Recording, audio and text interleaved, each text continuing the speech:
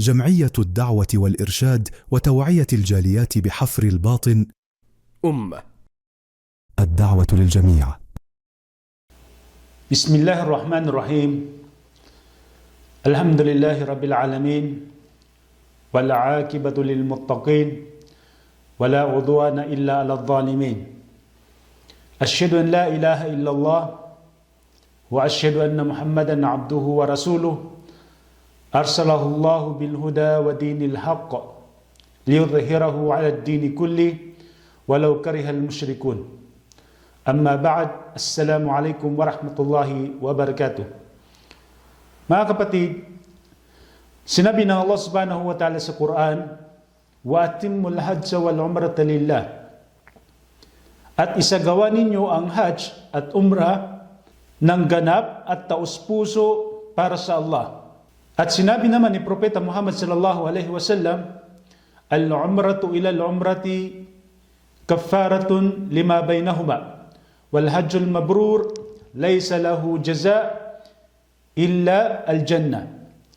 Sinabi ni Propeta Muhammad sallallahu alaihi wasallam na ang umrah at patungo sa isa pang umrah ay bumubura ng kasalanan sa pagitan ng dalawang ito. At ang Hajj Mabrur ay walang gantimpala maliban na lamang sa paraiso. So ganyan kalaki ang gantimpala na inilaan ng Allah subhanahu wa ta'ala sa pagsasagawa ng Hajj at Umrah. So mga kapatid, ang pagsasagawa ng Umrah, ito ang ating tatalakayin, ay nararapat sa may kakayahan na huwag niyang iwan o gawin niya ito. Ang Umrah ay mayroon siyang mga kondisyon. Una dito, dapat ay Muslim. Pangalawa, siya ay nasa tamang pag-iisip. Pangatlo, siya ay nasa tamang edad. Pang-apat, siya ay malaya. At panglima, siya ay may kakayahan magsagawa ng umrah. So, ang pag-umrah, bago umalis sa bahay, ay basahin ang dua sa pag-alis ng bahay. Sabihin ng Bismillahi tawakkaltu ala Allah. Wala hawla wala quwwata illa billah. At kapag naglalakbay naman, basahin din ang panalangin sa paglalakbay. Sabihin ng Allahu Akbar, Allahu Akbar, Allahu Akbar.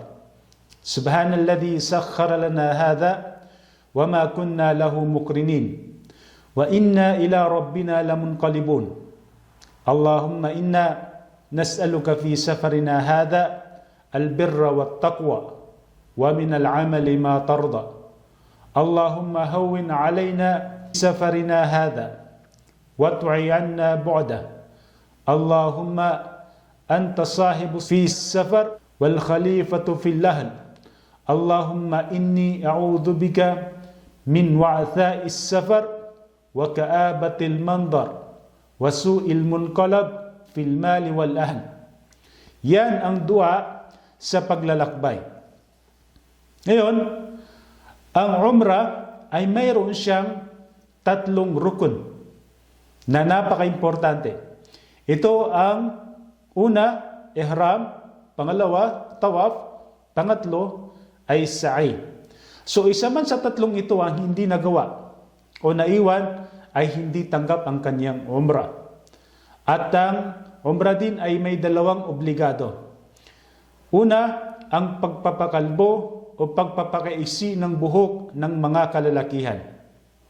Pangalawa, ang pagsasagawa ng ihram ay dapat ito ay sa miqat o tinatawag na himpilan ng ihram. Pasukin natin ang tinatawag na ihram. Una sa mga rukun ay ihram. Ang ihram, ito ay layunin, uniya sa pagpasok sa nusuk o sa mga gawaing umrah at isuot ang ihram. Yan ang tinatawag na ihram. Ang ihram din ay dapat, sabi natin kanina, ay ginagawa doon o isusuot doon sa tinatawag na himpilan ng ihram. Ito ang tinatawag na miqat. Ang miqat, ito ay tinukoy ni Propeta Muhammad sallallahu alaihi wasallam na himpilan sa pag-ihram. Una dito, ang Dhul Hulaifa. Ito ay para sa mga taga-Madina. Pangalawa ay ang Al-Juhfa. Ito naman ay para sa mga taga-Sham at taga-Egypt at taga-Morocco. Pangatlo, ang Qarn al-Manazil.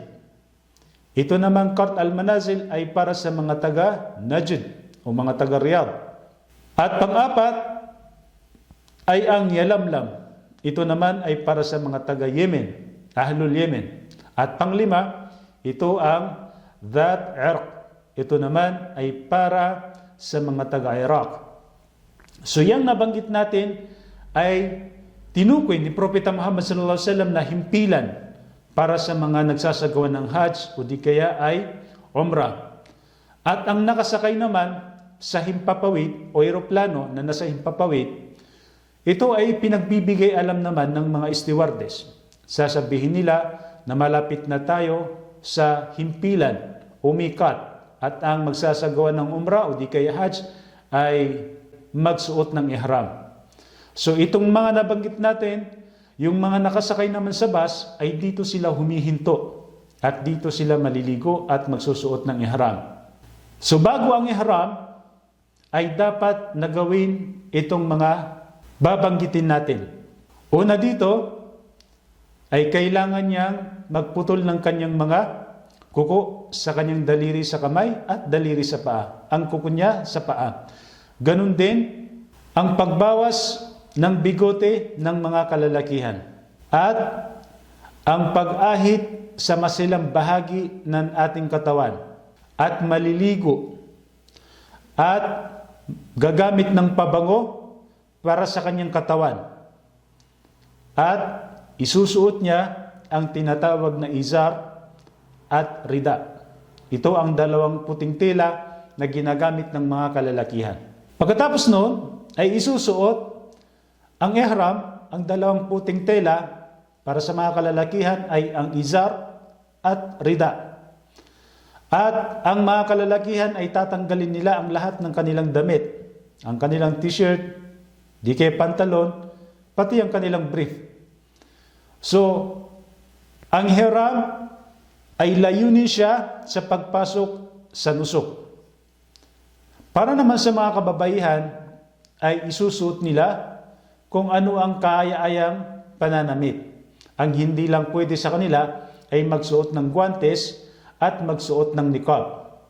Pero kung may mga kalalakihan na hindi nila mahram, ay maaari nilang takpan ng kanilang muka.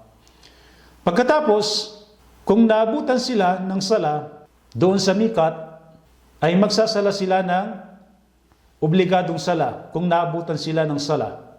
Kung hindi naman, ay pagkatapos mag-ihram, magsagawa ng udu, pagkatapos ay magsala ng 2 raka bilang sunnah doon sa udu, hindi sunnah sa kanyang pagsuot ng ihram. Pagkatapos ay maglayunin, sasabihin niya yung Allahumma labbaik umratan, o di kaya labbaik Allahumma umratan. At kung nagsagawa naman siya ng umrah para sa ibang tao, ay banggitin niya ang pangalan.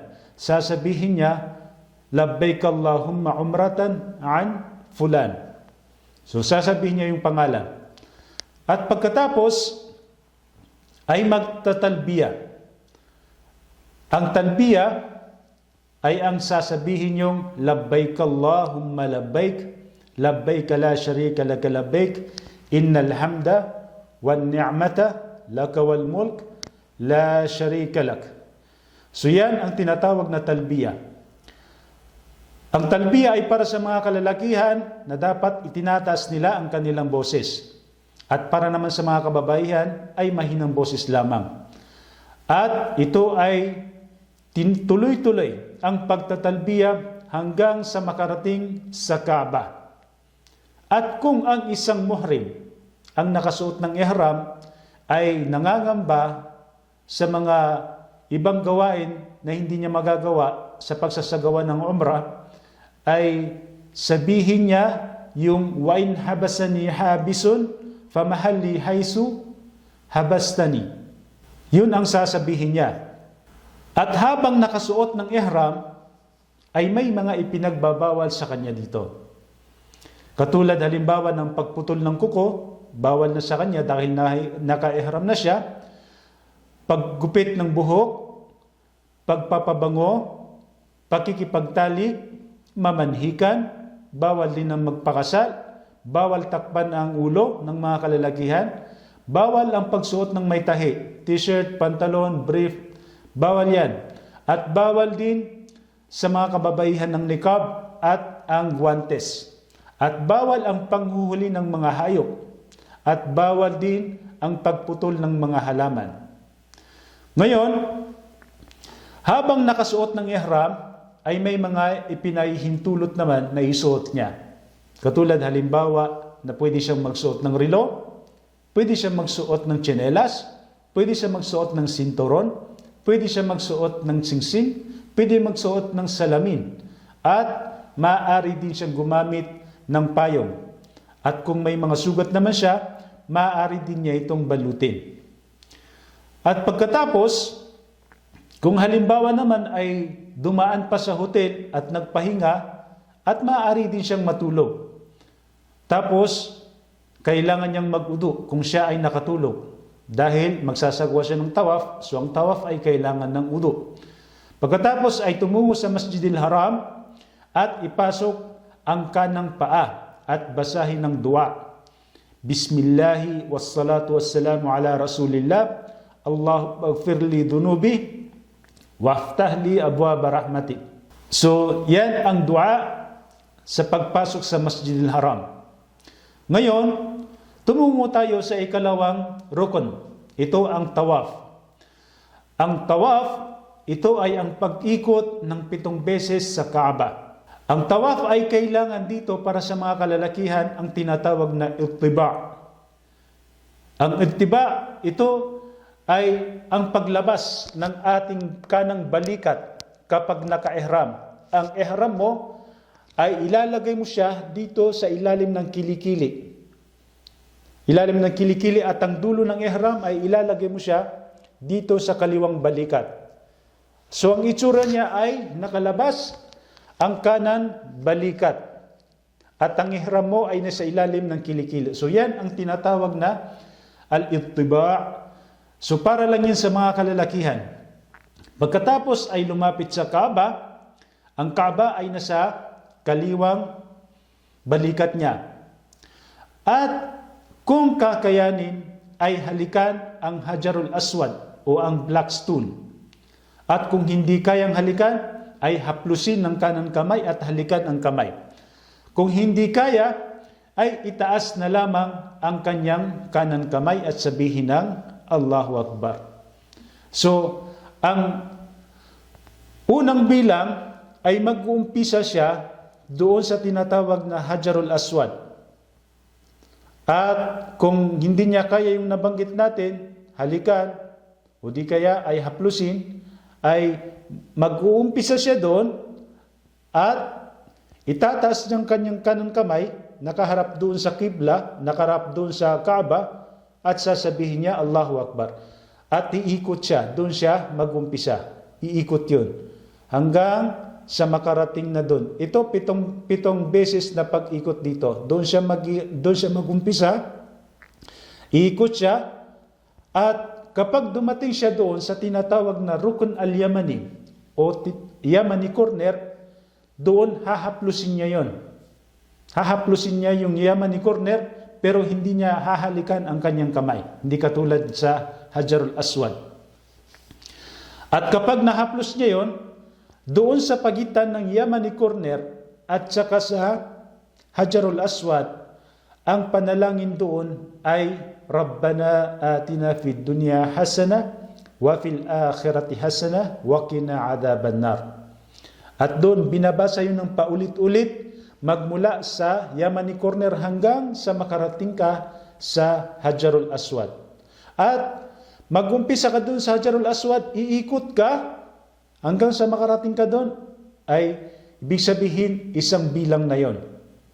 So ulitin mo yun ng 7 bilang.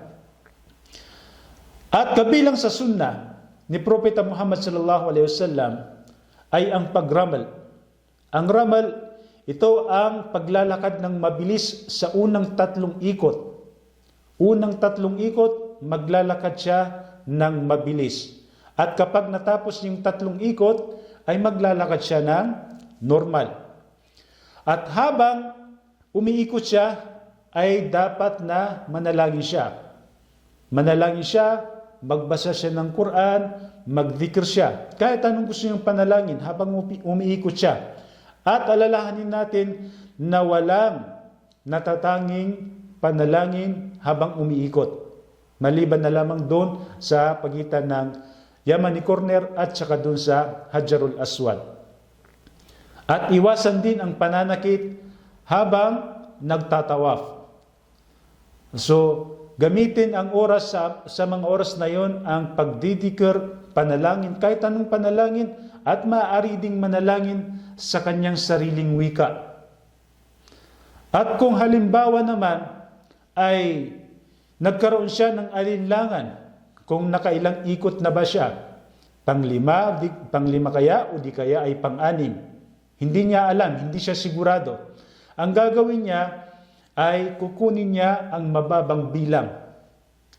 Tapos itutuloy niya ang pag-ikot. So yan ang pananaw ni Sheikh Uthaymin at saka si Sheikh Saleh Al-Fawzan. Pagkatapos, umikot ng 7 beses, paulit-ulit yun, mag-umpisa dun sa Hajarul Aswad, iikot siya, pagdating dun sa Rukunul Yamani, babasahin niya yung dua, Rabbana atina fid dunya hasana wa fil akhirati hasana wa qina adzabannar.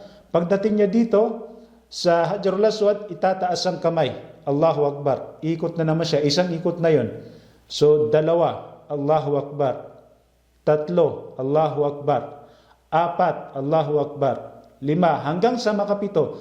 Kada tapat niya doon sa Hajarul Aswad, itataas niya ang kanyang kanang kamay at nakaharap doon, sasabihin niya Allahu Akbar. Kapag nakumpleto niya yung 7 ikot, ay magsala siya ng 2 raka doon sa likod ng Maqam Ibrahim. Kung hindi niya kaya dahil sa dami ng tao, ay kahit saan doon sa gilid ng haram.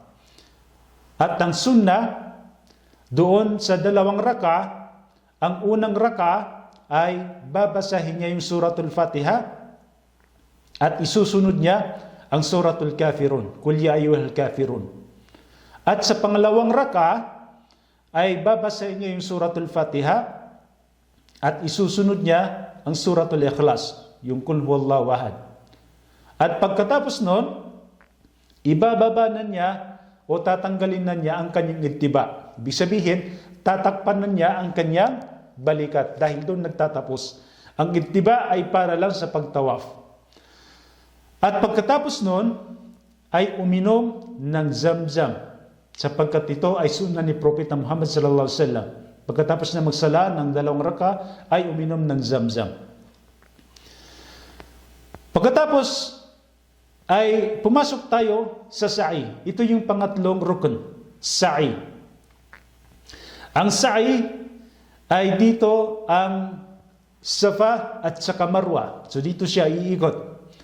So papasok siya sa mas'a, tapos kapag malapit na siya doon sa Safa, babasahin niya yung aya, Inna as-Safa wal Marwata min sha'airillah, faman hajjal bayta aw i'tamara fala junaha alayhi ay yatawafa bihima wa man tatawwa khairan fa inna Allaha syakirun alim.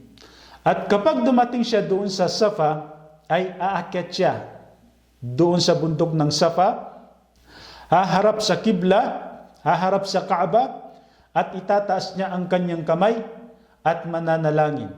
Babasahin niya yung Allahu Akbar, Allahu Akbar, Allahu Akbar. La ilaha illallah wahdahu la sharika lah. Lahul mulk wa lahul hamd wa huwa ala kulli syai'in qadir. La ilaha illallah wahda, anjaza wa'ada, wa nasara abada, wa hazama al-ahzaba wahda. So yan ang babasahin niya habang nakataas ang kanyang kamay, nakaharap sa Kaaba, at babasahin niya yun ng 3 ulit. At pagkatapos, manatili siya at magdua ng kahit anong gusto niyang panalangin. So, manalangin po tayo doon. Yung iba masyadong nagmamadali umalis doon. So, gamitin po natin yung oras na yun na manalangin tayo pagkatapos natin mabasa yung mga nabanggit natin. Magdua po tayo na kahit ano, at pwede rin tayo magdua, manalangin sa sarili nating wika. Pagkatapos ay bumaba at tumungo siya sa tinatawag na Marwa. Maglakad, at habang naglalakad patungo sa Marwa ay manalangin siya. Tulad ng sinabi natin, maaari din siyang manalangin, magdua, magbasa ng Quran, o di kaya ay magdikr, at kahit magdua siya sa sarili niyang wika. At kapag nakarating doon sa berdeng palatandaan, may berdeng palatandaan doon, at kailangan ang mga kalalakihan, kapag natapat sila sa berdeng palatandaan na yon, ay kailangan nilang maglakad ng mabilis. Para lang sa mga kalalakihan, hindi para sa mga babae. Ang mga kalalakihan lang.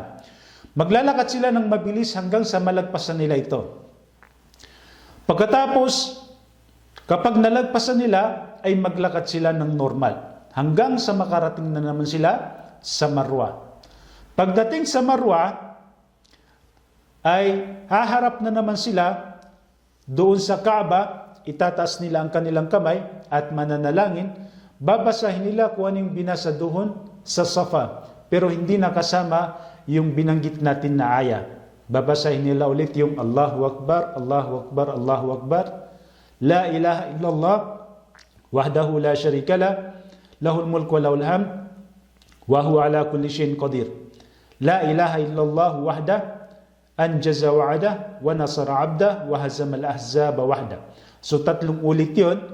Pagkatapos ay manalangin na naman siya kung ano yung nais niyang panalangin habang nakaharap siya doon sa Kaaba. At pagkatapos bumaba siya hanggang sa makarating na naman doon sa berdeng palatandaan. At maglalakad na naman ng mabilis ang mga kalalakihan. Hindi kasama ang mga kababaihan. At hanggang sa malagpasan nila yung berdeng palatandaan na yon, at maglalakad na naman sila ng normal na paglalakad. So ang bilang doon ay mula sa Safa patungo dito sa Marwa ay 1 bilang. At mula naman sa Marwa patungo dito pabalik sa Safa ay 1 bilang. So, ganun ang 7 beses na bilang. Pupunta ka dito mula sa Safa, papunta sa Marwa, 1, 2, 3, 4, 5, 6, 7. So, dito nagtapos sa tinatawag natin na Marwa. So kapag natapos na dito sa Marwa, paulit-ulit yung babasahin niya doon yung panalangin sa Safa at sa panalangin sa Marwa.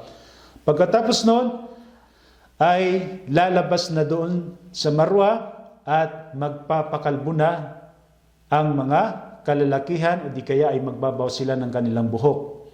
At para naman sa mga kababaihan, ay babawasan nila ang kanilang buhok ng 1 pulgada.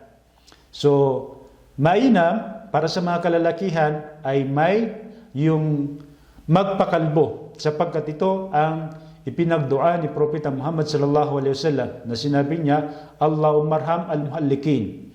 So 2 beses niya yun ipinagdua, na yung ipinagdua niya yung mga nagpakalbo. Pangatlong beses, saka pa lang niya ipinagdua ang mga nagbawas ng buhok, nagpaiksi ng buhok.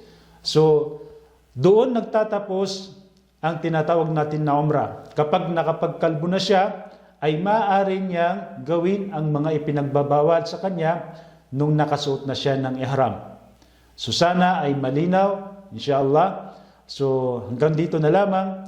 وصلى الله على نبينا محمد وعلى آله وأصحابه أجمعين. السلام عليكم ورحمة الله وبركاته.